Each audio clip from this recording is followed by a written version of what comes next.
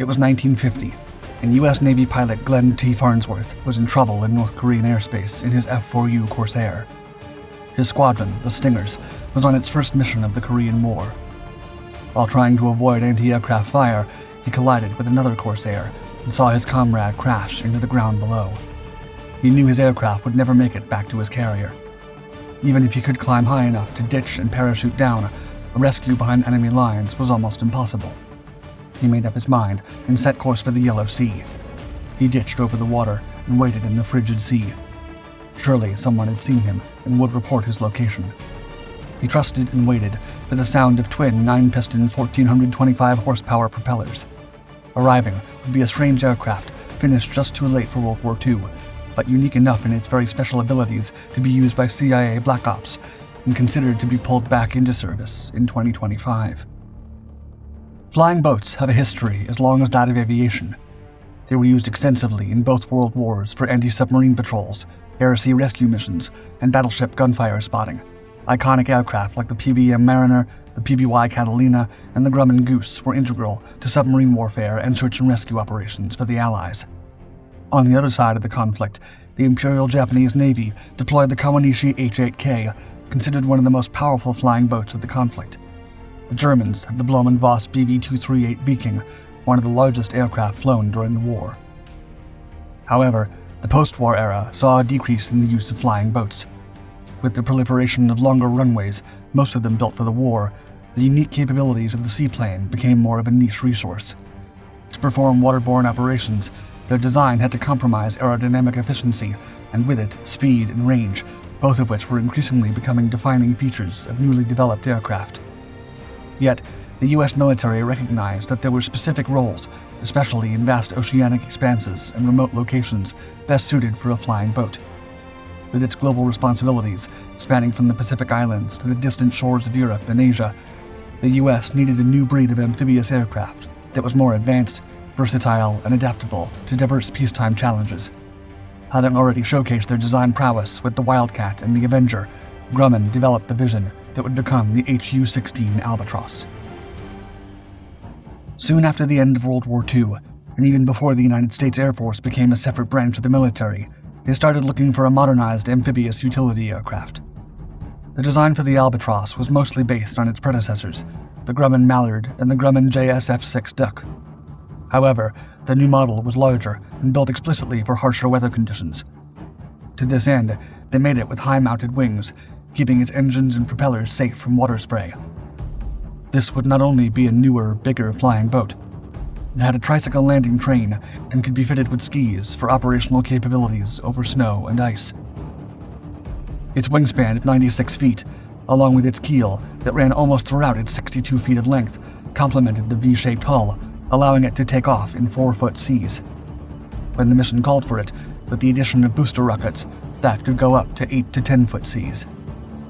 The HU-16 could reach a top speed of 205 knots for a range of 2,480 nautical miles, carried by its twin Wright R-1820 Cyclone 9 engines, which provided up to 1,425 horsepower each. The spacious cabin had more than enough room for the required 3 or 4 crew members and up to 10 passengers, depending on the mission. The first prototype flew on October 24, 1947, and the U.S. Air Force soon ordered several for search and rescue operations, designating the aircraft SA-16A. Most of the 297 units delivered to the Air Force were assigned to the Air Rescue Service, established in 1946. The size and versatility of the Albatross did not go unnoticed by Air Forces and Navies the world over.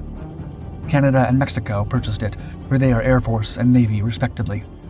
From Europe to South America to Southeast Asia, many countries found a use for an aircraft that could carry heavy loads in and out of difficult-to-access areas. But the Albatross was yet to earn any battle stars. The Albatross did not have to wait long to see action. In the summer of 1950, the Korean War erupted. Air superiority became critical, but it came at a cost. The harsh terrain conditions and the fierce fighting at the front meant that rescue operations for downed pilots were nearly impossible to accomplish. The CIA tried to establish an escape and evasion corridor operated by the local guerrilla forces, with poor results. Pilots soon learned to avoid ditching behind enemy lines and made every effort to fly in the coast, where a, quote, feet wet rescue could be more likely. During large air attacks, an SA-16 Albatross would be deployed and kept in the air to keep response times to a minimum. The flying boats could then perform the rescue on their own, or report sightings to crash boats coming out of Japan or nearby UN-controlled islands. On August 5, 1950, Ensign Glenn T. Farnsworth took off from the deck of USS Philippine Sea at the controls of a U.S. Navy F4-U 4B Corsair. He was part of the strike fighter squadron VF-113, known as Stingers, and they were out on their first combat mission of the war, an attack on North Korean forces. In the heat of battle, Ensign Farnsworth suffered a mid-air collision with another F4U, piloted by Ensign John F. Cale, who was unable to recover the aircraft and was lost in the crash. Farnsworth quickly realized that while he could still stay in the air, not only could he not gain enough altitude to be able to ditch, but he was losing it fast.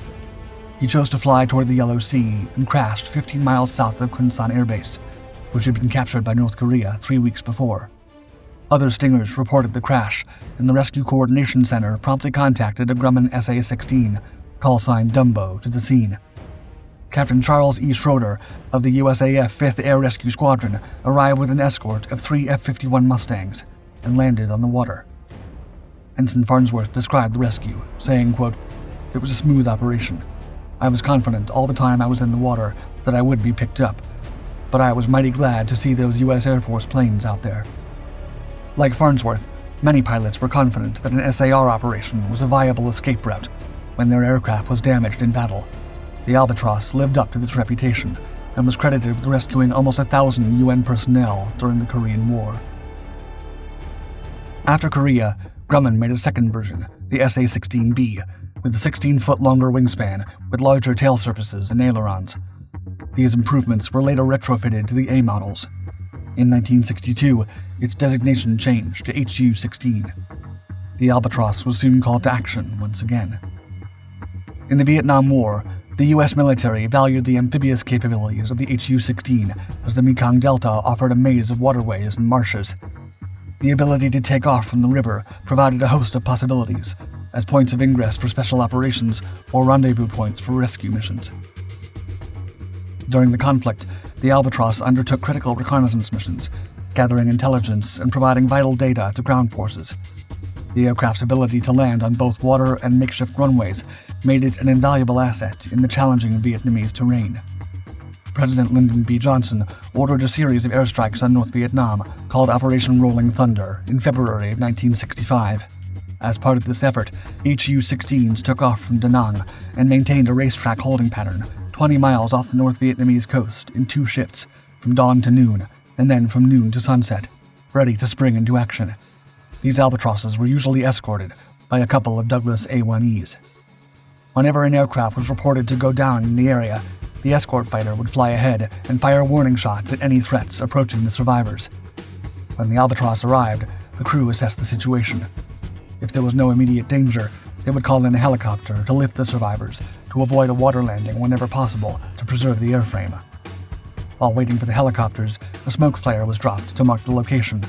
Or, if there were hostiles in the area, they would fly to a nearby location, drop the flare, and circle above the smoke for some clever misdirection. On June 18, 1965, the U.S. Air Force initiated Operation Arclight. Flying from Andersen Air Force Base in Guam, B-52 Stratofortress aircraft would perform bombing runs on enemy targets. During the first mission, 27 aircraft were tasked with destroying a Viet Cong stronghold, dropping 750 and 1,000-pound bombs. Before the airstrike began, the B-52s had to be refueled by KC-135A tankers over the South Pacific.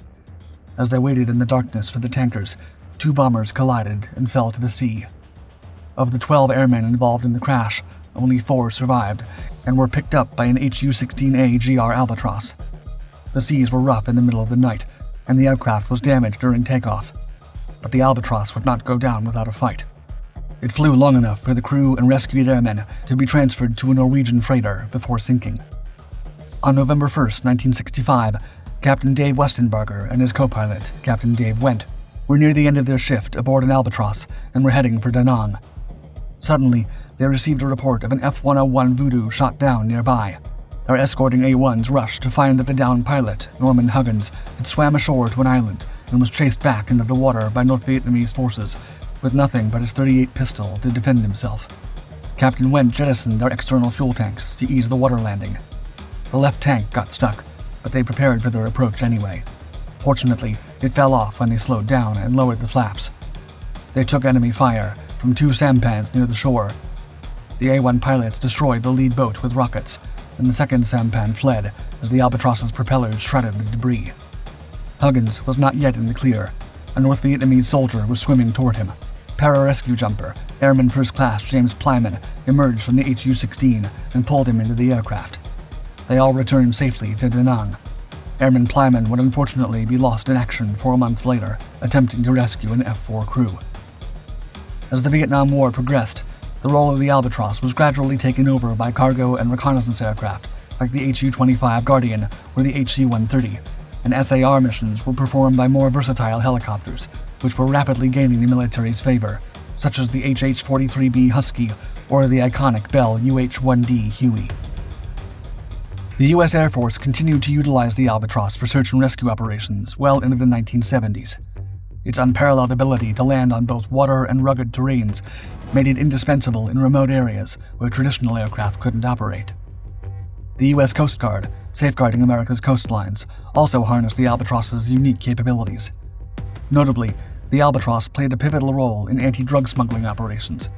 Its long endurance and advanced radar systems made it a formidable asset against illicit activities.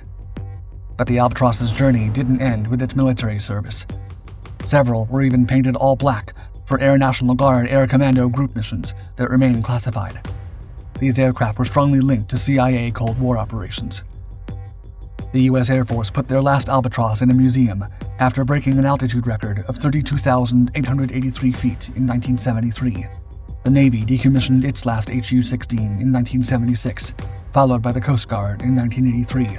The last aircraft in military service was retired in 1995 from the Hellenic Navy. From film crews to FBI manhunts, the airworthy Albatross airframes continue to fly around the world, landing on the ocean, snow, and makeshift runways. There are even talks of an Australian company reviving the aircraft and making a new version with a zero-emission hybrid engine in 2025. For now, those used by the U.S. Air Force and many others of the 466 HU-16s built have found a resting place in museums, among other greats of aviation history.